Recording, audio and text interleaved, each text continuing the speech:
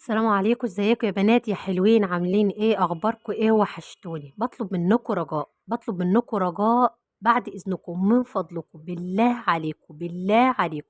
اللي بيحب ربنا، اي حد بيحب ربنا بيحب ربنا وبيحب رسوله، يدخل على قناتي ويشترك ويفعل الجرس ويكتب لي تعليق حلو. بالله عليكم بالله عليكم، وغلاوة ربنا وغلاوة ربنا عندكم، لأن والله العظيم القناة دي مهمة عندي جدا، مهمة عندي جدا. وتعبت فيها قوي، تعبت قوي قوي.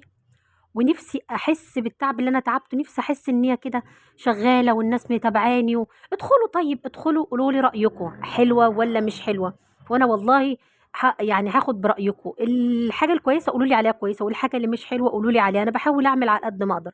بس القناه دي بالنسبه لي زي بنت كده بقى، اما يكون عندك بنوته وعايزه تكبريها وتحليها وتجمليها.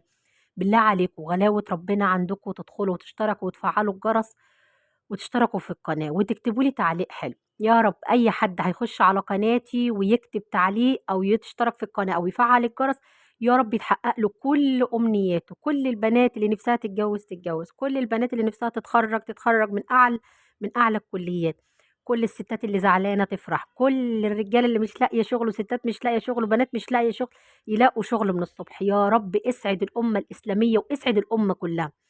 يا رب يا رب اسعدنا وهنيهم وفرحهم واكبر خاطرهم، وهم زي ما هم هيكبروا بخاطر.